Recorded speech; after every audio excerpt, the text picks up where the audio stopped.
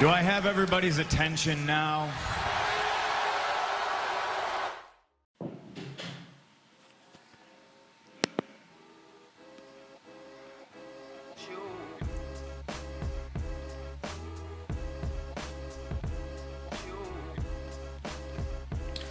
Yo, même sur Catch Attrape, la chaîne on parle catch. Aujourd'hui, revue de NXT du 15 juillet 2020. Et avant de commencer cette vidéo, j'aimerais vous demander de vous abonner si vous avez aimé la vidéo, si vous aimez mon contenu, de liker, de commenter, de partager et surtout si vous abonnez, d'activer la cloche de notification. C'est très important pour recevoir les vidéos que je vais faire, pour être au courant des news que je sors toutes les semaines. Ce serait gentil. Merci les amis. On enchaîne directement avec NXT qui s'ouvre sur le nouveau double champion NXT et NXT North American. Keith Lee qui est là, qui nous dit qu'il est content d'être là. Il remercie son entraîneur Tim. Il nous dit qu'il est très content, mais il doit revenir à la réalité. La réalité, c'est qu'il investit plein d'ennemis et plein d'ennemis qui ont les yeux rivés sur ces deux titres. Et ensuite, il dit qu'il y a quelqu'un, il dit qu'il doit parler de son meilleur ennemi. Qui, grâce à lui, grâce à la compétition qu'il lui a offert, ça lui a offert des opportunités. Il invite Dominik Dijakovic sur le ring et lui informe qu'il a demandé à William Regal de lui offrir un match pour les deux titres ce soir. Et Dominik Dijakovic hésite un peu mais accepte le match. Donc nous aurons un peu plus tard dans la soirée Dominik Dijakovic contre Keith Lee. Ils avaient déjà eu une trilogie qui était superbe. Dijakovic était devenu champion NXT grâce à ça. Et voilà. Donc on enchaîne ensuite avec un match entre deux hommes qui sont en pleine rivalité en ce moment. Damian Priest contre Cameron Grimes. C'était un bon match, mais Damian Priest est devenu face apparemment. Je vois qu'il est devenu face, on verra ce que ça va donner. En finale du match, c'est que Cameron Grimes tente un stomp mais sans piège dans les cordes. Et Damian Priest le chope pour lui faire son recording directement de la seconde corde. Donc victoire de Damian Priest, ce qui fait 1-1. Et donc ils ont encore un match à faire pour terminer cette rivalité. Shotzi Blackheart contre Indy Hartwell.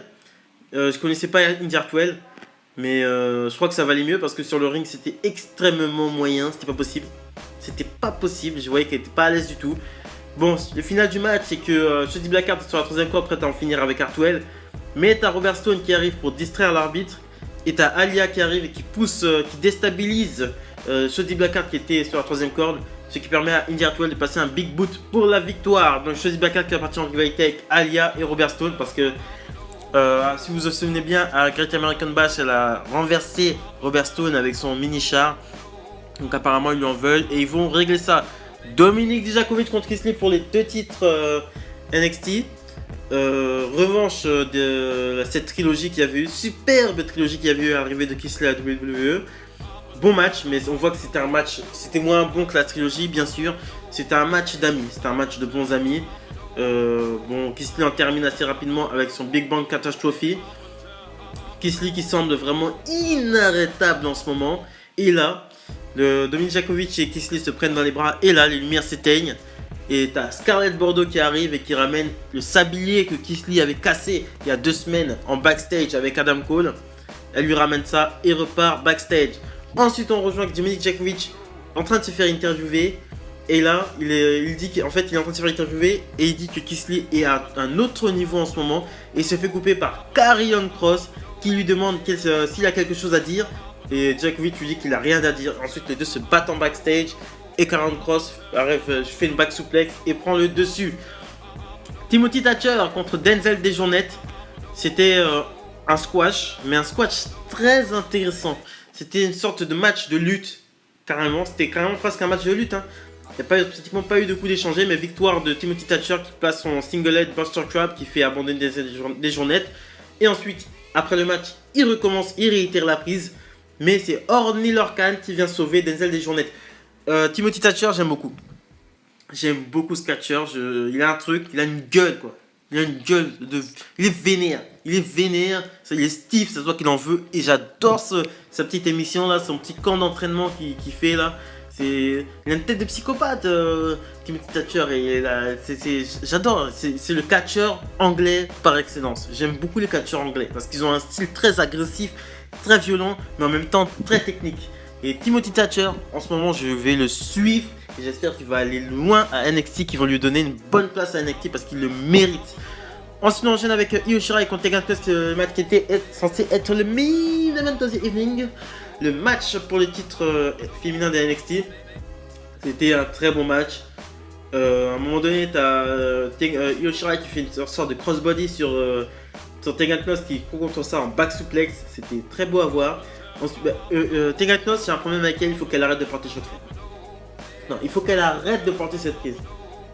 Attends, tu fais 1m60, tu portes ton chokeslam, c'est ridicule. Le but du chokeslam, c'est que la personne soit soulevée au moins à plus d'un mètre de hauteur. Undertaker et Kane, ils font 2 mètres. Elle fait 1m50, elle fait un chokeslam, ça n'a aucun sens parce que le but du chokeslam c'est d'attraper la personne par le cou, prendre le plus de hauteur possible et l'écraser par terre, la faire tomber d'une certaine hauteur. Là, elle a pris Io Shirai, mais c'était d'un ridicule sans nom. Ça n'avait pas l'air d'être douloureux, on dirait que c'était ta mère qui te prenait pour te border, pour te mettre au lit quoi. C'était d'un ridicule sans nom. Donc, finale, victoire de Io Shirai avec son moonsault. Et à la fin du match, elle se fait attaquer par Dakota Kai. Donc à la fin du match, Io Shirai se fait attaquer par Dakota Kai. Donc Dakota Kai qui se lance officiellement dans la course du titre NXT. Dakota Kai qui est accompagnée de Raquel Gonzalez. J'ai envie de vous dire, enfin, ça fait longtemps qu'elle végète un peu dans la mid-card féminine d'NXT. Ça fait plaisir, on la voit grandir. Quand elle a trahi Tegan Knox, Tegan Knox. Et puis voilà, maintenant elle commence à se détacher de Tegan Knox et aller chercher des titres, chercher l'or quoi, parce que c'est bien de faire des rivalités avec Tegan Knox, mais il faut penser à monter. La semaine prochaine, nous aurons Killian Dane contre Dexter Lumis qui fait son retour la semaine prochaine, et nous aurons Karrion Kross contre Dominic Dijakovic. Donc par rapport à l'agression de Karrion Kross sur Dijakovic un peu plus tôt dans la soirée.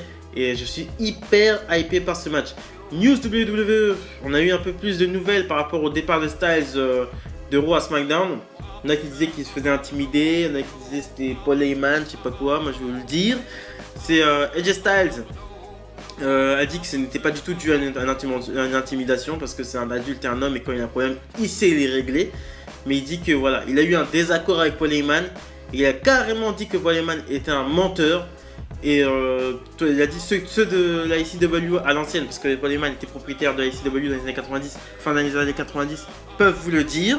Et moi aussi j'ai entendu des trucs sur ça qui faisaient des trucs c'était pas très clair ce qui se passait à la ICW fin des années 90. Il a ensuite refusé de dire pourquoi Paul Heyman est un menteur et il a dit que Gallows et Anderson s'en chargeront. Gallows et Anderson le diront sûrement dans un podcast. Donc Gallows et Anderson diront, parce qu'ils sont plus à WWE, ils ont plus de contrat qui les lie à WWE, ils diront sûrement dans un podcast pourquoi Paul Heyman est un menteur selon eux. Et voilà, c'est ce que je pensais du NXT du 15 juillet 2020. Abonnez-vous, likez, commentez, partagez, c'est très important pour le développement de la chaîne les gars. Et surtout, n'oubliez pas d'activer la cloche de notification pour être au courant de toutes les vidéos que je sors. Merci les amis, salut!